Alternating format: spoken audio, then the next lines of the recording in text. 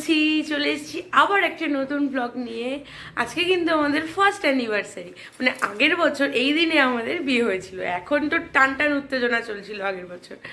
তো এবছর বেশি তামঝাম না করে আমরা দুজন যেটা ভালোবাসি সব থেকে ঘুরতে, তো সেটাই আজকে আমরা বেরিয়ে পড়বো। এক্ষুনি রেডি টেডি হয়ে গেছি, ব্যাগ প্যাক আর আমাদের পাহাড়িকে নিয়ে আজকে আমরা একদিনের একটা ছোট ট্রিপে বেরিয়ে পড়ছি। কোথায় যাচ্ছি পুরো ডিটেলস নিয়ে কিন্তু পথে আপনাদের সাথে দেখা হচ্ছে।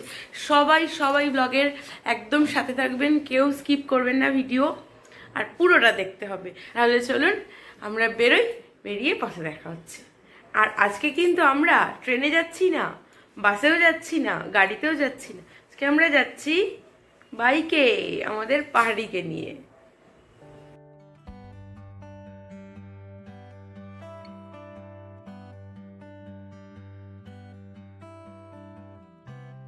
দেখেছেন পাহাড়ি কিন্তু সেজেগুজে একদম রেডি আমাদের সাথে বেরিয়ে পড়ার জন্য। এখন ওই সকাল 9:30 পৌনে 10টা মতো বাজে। একবার বাঁশবেড়িয়ায় মামনির সাথে দেখা করে আমরা বেরিয়ে পড়লাম।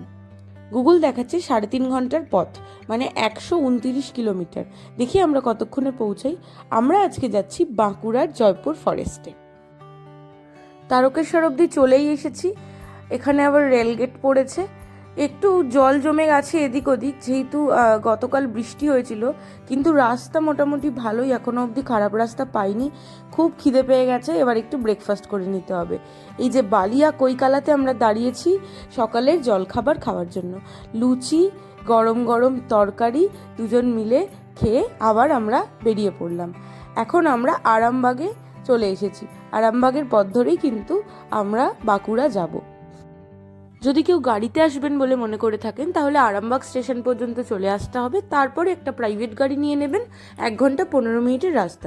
এছাড়াও বিষ্ণুপুর স্টেশনে নেমেও ওখান থেকেও আপনারা প্রাইভেট গাড়ি করে জয়পুর ফরেস্ট যেতে পারেন। কিছুদিন ধরেই দুজন মিলে প্ল্যান করেছিলাম যে প্রথম বিবাহবার্ষিকীটা একটু অন্যরকম করে কাটাবো। সেই সূত্রেই আজকে বেরিয়ে পড়া। এখান থেকে কিন্তু কতুলপুর দেখাচ্ছে আর 12 কিলোমিটার। আমরা মোটামুটি এসেই গেছি। এখন ওই 1:30-2টো মতো বাজে। আমরা কিন্তু টাইমেই আছি। রাস্তায় দুবার দাঁড়িয়েছিলাম। দেখুন চারিদিকে কিন্তু জঙ্গল শুরু হয়ে গেছে। প্রথমবার বাইকে করে এত দূর এলাম, একটুও কষ্ট হয়নি। আমাদের পাহাড়ি কিন্তু একদম বেস্ট সার্ভিস দিয়েছে যাকে বলে। এদিকে গ্রাম্য পরিবেশের মধ্যে আমরা আজকে যেই রিসর্টে থাকবো তার নাম হচ্ছে মৌলিশা রিসর্ট। এই যে চলে এসেছি আমরা জয়পুর জঙ্গলে। জঙ্গলটা পরে দেখাচ্ছি। এটা হচ্ছে মৌলিশা। যখনই ঠিক হলো যে জয়পুর যাচ্ছি তখনই কিন্তু ইউটিউবে খোঁজাখুঁজি শুরু হয়ে গেল যে কোথায় থাকা যায়। তারপর খুঁজতে খুঁজতে এই মৌলিশা রিসর্টের কিন্তু খোঁজ পেলাম। আমার বেশ ভালো লাগলো। আমি কন্ট্যাক্ট নাম্বার দিয়ে দিলাম। এরপরে আমি রিসর্টটা ঘুরিয়ে দেখাচ্ছি, কিন্তু তার আগে চলুন আমরা একটু জঙ্গল সাফারি করে আসি। এখনও তো বেলা বাকি আছে আর আমাদের লাঞ্চও করা হয়নি, তো ভাবলাম রাস্তাতে লাঞ্চ করে নেব আর ভেতরের রাস্তা দিয়ে জঙ্গলটা একটু ঘুরে দেখা যাক। পড়ন্ত বেলায় শালপিয়ালের জঙ্গলে তুমি আর আমি, আহা কি কাব্যই না করলাম। চারিদিকটা অসাধারণ লাগছে, তাই না?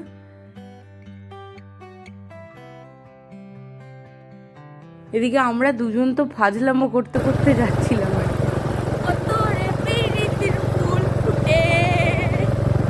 উফ, একবার বিয়ে করে যা টের পেয়ে গেছি না, সেজে গুজে দাঁত বার করে আত্মীয়দের রাগ ভাঙানোর থেকে এই ঢের ভালো সেলিব্রেশন হচ্ছে, তাই না বলুন? ঘুরতে ঘুরতে আমরা কিন্তু মেন রোডে চলে এসেছি। চারিদিকটা শুধু একবার দেখুন।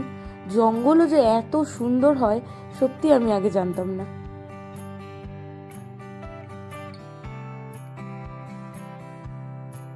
এবার আমরা তাড়াতাড়ি লাঞ্চটা সেরে নেব, তারপরেও তো অনেক ঘোরা বাকি আছে। রাস্তায় পেয়ে গেলাম এই বনশ্রী রিসর্ট। এখানেই আজকে আমরা দুপুরের খাবারটা অর্ডার করেছি, আর গরম গরম থালি কিন্তু আমাদের সামনে হাজির। পাঁপড় ভাজা দিয়েছে, চাটনি দিয়েছে, আমি উল্টো থেকে শুরু করছি। হ্যাঁ, ভাজা দিয়েছে, ডাল দিয়েছে, এটা কি একটা দিয়েছে সবজি পাঁচমিশালি, এটা সোয়াবিন আই থিঙ্ক, আবার এদিকে মাছ আছে। এই পুরো থালিটা কিন্তু 150 টাকা। শালপাতায় ফুচকা খেয়েছি, শালপাতায় ভাত কিন্তু খাইনি। কাঁচা শালপাতায় কিন্তু ভাত দিচ্ছে এরা, মানে ব্যাপারই আলাদা। দেখুন আবার নেক্সট একটুকুনি দিন, নেক্সট চাইলে কিন্তু ফুটন্ত একদম মানে কি বলুন ধোয়া ওটা চালের ভাত দিচ্ছে। অল্প একটু দাও দাদা। হ্যাঁ একটু সবজি নেবে? না, সোয়াবিন নয়, এই সবজিটা একটু দিতে পারো। তোমাদের রান্না বান্না ভালো বুঝো, রান্না ভালো।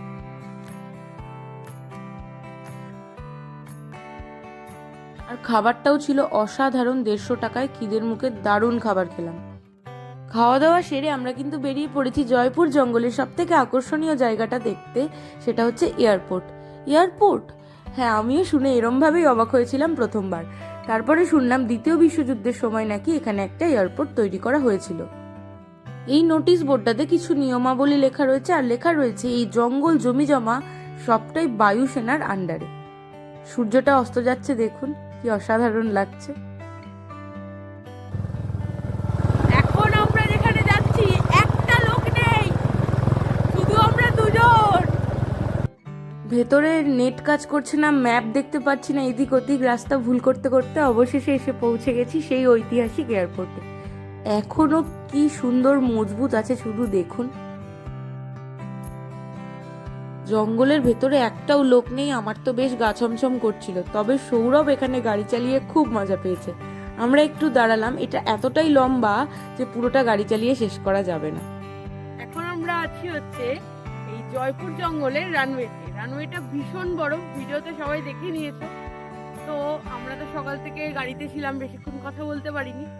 তো এখন এই জায়গাটা এসে এত সুন্দর লাগছে, সূর্যটা ওদিকে অস্ত যাচ্ছে, চারিদিকে জঙ্গল, তার মধ্যে আমাদের পাহাড়ি দাঁড়িয়ে আছে।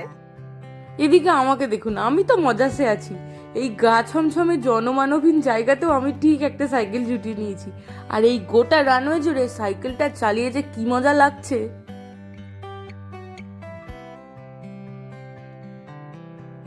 সাইকেলটার দুটো চাকাতেই হাওয়া নেই, আর সৌরভ সমানে বলে যাচ্ছে ওরে নামরে, ওরে নামরে। এবং ওর সাইকেলটা ভাড়া নিয়ে, ধার নিয়ে, এই এত বড় মহিলাটা সাইকেল চালাচ্ছিল এতক্ষণ। তার ভিডিও আমি দিয়ে দিচ্ছি, দেখে নেবে। আরেকজন আছে, সাইকেলটা নিয়ে আয় আর তুই। সাইকেল নিয়ে। এই নামটা বলে দে, তো নামটা বলে দে। আমির খান। আমির খান। আমির খান। বাড়িটা কোথায় বলে দে তো, ওদের বিট্টু বলছি যারা দেখছে। এই জঙ্গলটা পেরিয়ে, তোদের ভাষায় বল, কোনো অসুবিধা নেই। এই জঙ্গলটা পেরিয়ে আমাদের বাড়ি। হ্যাঁ, নামটা বল। আরবাজ খান। আরবাজ খান, সালমান খানের ভাই কিন্তু। আর তোরা বাড়ি যাবি কখন? এক্ষুনি ওরা চল যাবে, আমরা চল যাই। আমরাও তাহলে চল যাই, চলো। টাটা। সন্ধে হয়ে গেছে আর আমরাও রিসর্টে ফিরে এসেছি। আমরা যে রুমটায় আছি সেটা আপনাদের ঝটপট করে দেখিয়ে দিই। রুমে যা যা থাকার দরকার সব আছে, টিভি, টেবিল, এসি, একটা আয়না, একটা বেড, আর এদিকে রয়েছে বাথরুম। বাথরুমটা আমার সব থেকে বেশি সুন্দর লেগেছে, একটা বেসিন দিয়েছে আর টয়লেট। গিজার নেই, গিজার লাগবেও না। আমার সবটা মিলিয়ে রুমটা অসাধারণ লেগেছে। আর আমাদের এই রুমের ভাড়া পড়েছে 2500 টাকা পার নাইট। এছাড়া 4 বেড 6 বেড রুমও এখানে অ্যাভেলেবেল, সেটা সিজন অনুযায়ী দামটা ওঠানামা করে। তবে আশা করব 3 থেকে 4500 টাকার মধ্যে হয়ে যাবে। এইখানকার সব থেকে স্পেশালিটি হচ্ছে রুমগুলো সব ট্রি হাউস, আর ফুডিংও এখানে অ্যাভেলেবেল আছে। যদি আপনারা ফুডিং নিতে চান, পার হেড কিন্তু 650 টাকা করে ফুডিং পড়বে। চারিদিকটা কেমন রোম্যান্টিক হরর মুভির মতো লাগছে না? চারিদিকে জঙ্গল, মাঝখানে একটা ট্রি হাউস, আর জ্বলছে কতগুলো মায়াবী আলো। উফ, অ্যানিভার্সারি তো একেবারে সিনেম্যাটিক ওয়েতে এগোচ্ছে।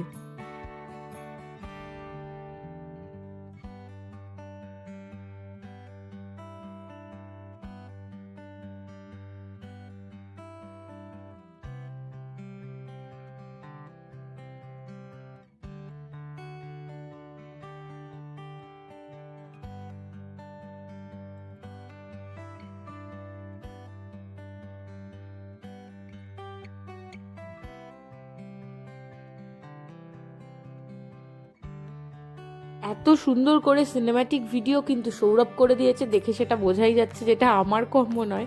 কিন্তু জায়গাটাও সত্যি রাত্রিবেলা অপূর্ব লাগছে যাকে বলে। এটা হলো এই রিসর্টের ডাইনিং হল। এখানে অনেকজন একসাথে খাওয়া দাওয়া করতে পারবে। চারিদিকে প্রচুর কাঠের চেয়ার টেবিল পাতা রয়েছে, বেশ সুন্দর। মৌলির সাথে আমরা কিন্তু শুধু লজিংটাই নিয়েছিলাম, আর আমরা খাবার খেয়েছি বনশ্রী রিসর্টে, যেখানে দুপুরে লাঞ্চ করলাম। এখন আমরা সেখানেই যাচ্ছি রাত্রিরে ডিনারটা করব বলে। রাত্রি এখন ওই 8টা সাড়ে 8টা মতো বাজে আর আমরা কিন্তু বেরিয়ে পড়েছি। দেখুন তো জায়গাটা চিনতে পারছেন কি না? হ্যাঁ, এটা বনলতার সামনে। এখানেই কিন্তু সেই বিখ্যাত রসগোল্লা আর শালপাতার জ্বালানিতে তৈরি সুস্বাদু চা পাওয়া যায়। দেখুন এই যে সেই রসগোল্লা, সাইজটা দেখেছেন? 1 পিস রসগোল্লা 40 টাকা, আর সাথে ল্যাংচাও পাওয়া যায়। সবাই আমাকে বলে তোমার ভিডিওতে এত মিষ্টি দেখা যায়, তুমি কি মিষ্টি খেতে খুব ভালোবাসো? ধুর, এইটা আবার কোনো প্রশ্ন হলো? হাতে করে, ও মাই গড, খতম। খাওয়ার আগেই তো মাথা নাড়ছিস রে। হ্যাঁ, আগে খা, তারপর তো মাথাটা নাড়বি।